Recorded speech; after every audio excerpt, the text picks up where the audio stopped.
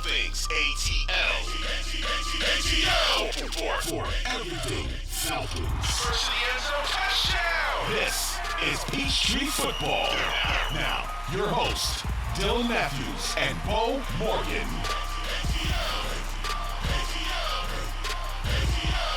And one thing I want to get into now is what's going to happen after these joint practices, and that is the preseason game that the Falcons are going to have against the Miami Dolphins on Friday. Beau, what is the one most important thing that you are looking for when it comes to this preseason game on Friday?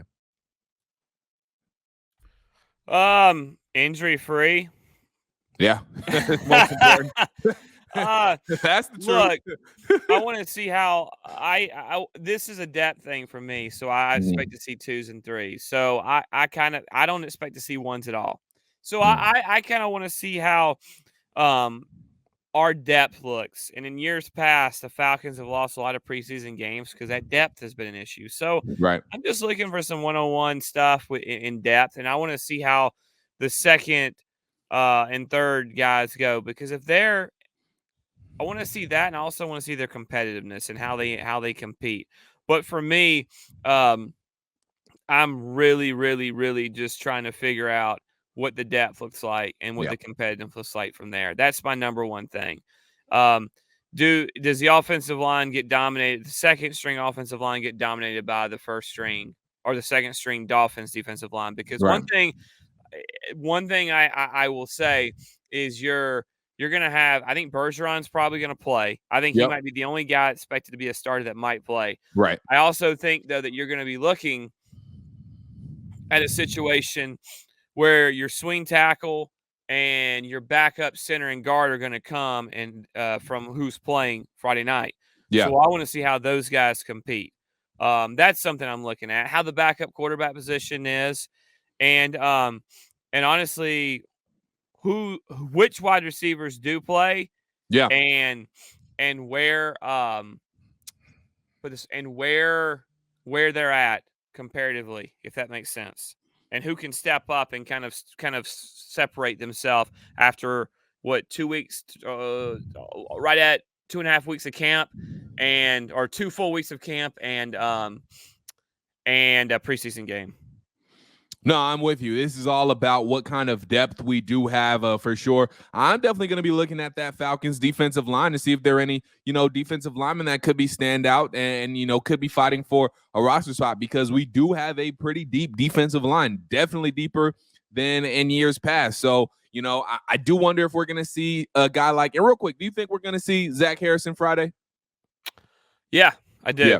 I'll be interested to see Zach Harrison and what he looks like, because one thing we've heard out of these joint practices is that Zach Harrison has been looking really good. Josh Kendall on the morning shift this morning, he said he's been looking big and powerful, like he's been looking in Flowery Branch at Falcons training camp. So I want to see some of that. I want to see him look big and powerful in a little bit more of a game setting. So I'm looking out for that for sure. And just how this Falcons D-line overall looks depth-wise with the second string, because again, we know what to pretty much expect from guys like Grady Jarrett, from David Onyemata, even guys like even a Bud Dupree, maybe even a Taquan Graham. But I want to see, what the Timmy Horns of the world look like, what the Zach Harrisons I'm not sure like. if you see Bud Dupree, by the way. I don't think you're going to see a lot. I'm saying what I think we know we're going to get from him season-wise. I don't think we'll see him on Friday. Yeah. So I'm interested to see kind of what exactly the depth of this, the depth of this defensive line looks like for sure. And like you said, the kind of some of the skill positions, the wide receivers, when we get down to the nitty gritty of the wide receivers, I think that's a good call too. So I do want to pivot to this on the back nine of this episode of Peachtree Football. Make sure you like, download, subscribe to Peachtree Football wherever you get your podcasts as well. I'm going to say this, Beau, and you're not going to agree with it. I think Desmond Ridder needs to play on Friday. Why? Because he needs the reps. I think it's not going to hurt him to get all the game reps that he can get. I know we saw him for 4 games last year, but I just don't think it's going to hurt to see him get reps. And I know what that means. You put Desmond Ridder out there, you got to put the starting offensive line out there. I don't think you necessarily have to put all the starting receivers out there, but you might have to throw one out there as well. So why wouldn't you though? Why wouldn't you? Why wouldn't you though? That's who you want the timing with, is those guys. Yeah. Like, I'm saying I would like to see him for at least a series. I just want to see him get a few reps in there in a live speed game situation. I know the joint practices are kind of like that. Go ahead. Okay, I don't want to keep cutting you off, but I want to go back and forth there because I want to Q&A. So what do you get? What do you get from rolling Desmond Ridder out there and you go 3 and out? What do you get out of it? Well, if they go 3 and out, honestly, I think they should go another series. So now you're gonna put your starting offensive line and Ridder, and you just can't put anybody. Like, if you're going to throw the football, you can't have I wouldn't personally put him out there with a Carlos Washington or a Godwin Igwebuike because you don't know if those guys can pass protect. What if you get in a situation like that? I think the risk is not equal to the reward. Also, what happens if he has a bad game? And now he's coming off of – now I'm asking you this because he's coming off a really good – reports are he had a really good joint practice today at full speed, by the way. Now, you can't take him to the ground, but he had a good practice. Yeah.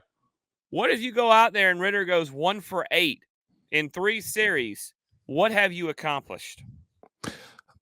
Well, you found something that maybe you need to work on in the practices as you move forward. I mean – You go 1 for 8. Obviously, something wasn't working again in that more live game setting that you need to work on, and you maybe can hone in on when you go into practice and looking towards that second week or that second preseason game.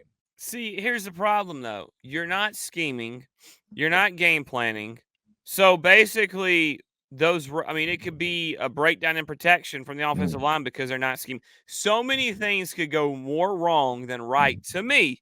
It's your opinion. I respect that. No, yeah. So for me, I think it's just it screams to me what it does is it screams you're desperate. It screams, hey, I don't believe that he's the guy. I need to see more. I didn't get enough in 2 days of live practice with these other guys. And I say these other guys as in the Dolphins. So I got to run them out here again.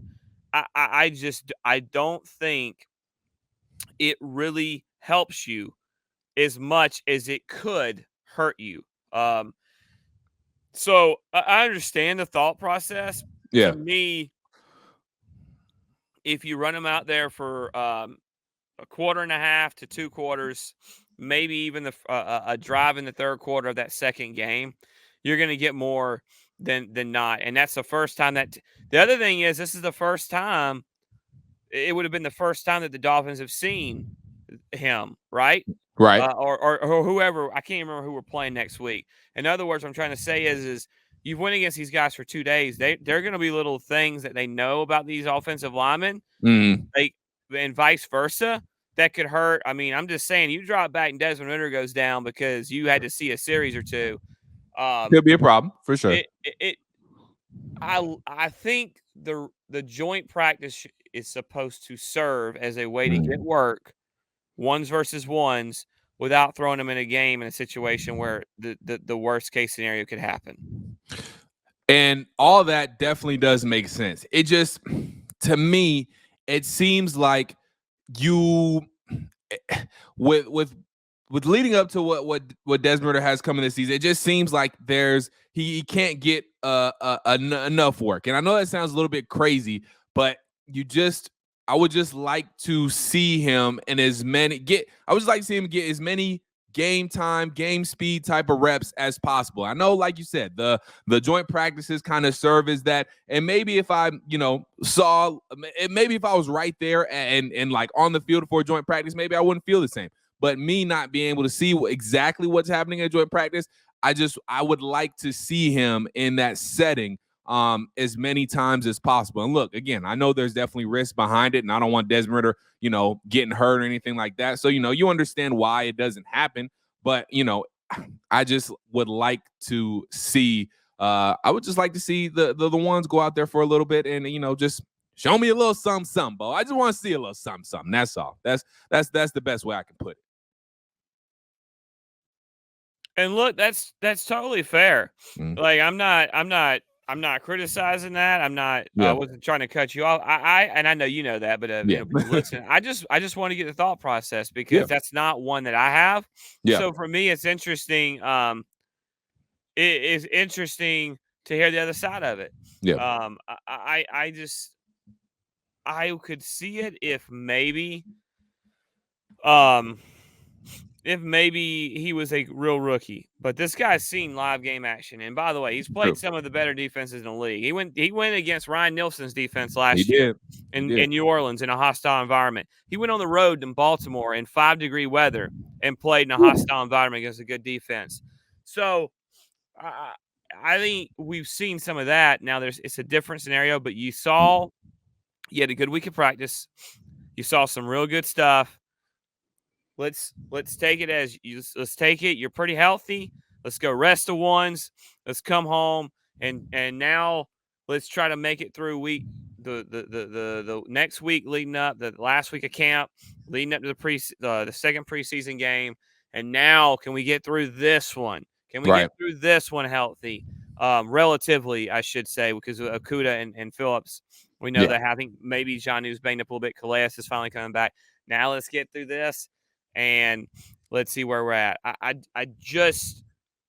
not trying to put guys in a bubble because I do want to see them next week, but I've had them practicing this team for 2 days now.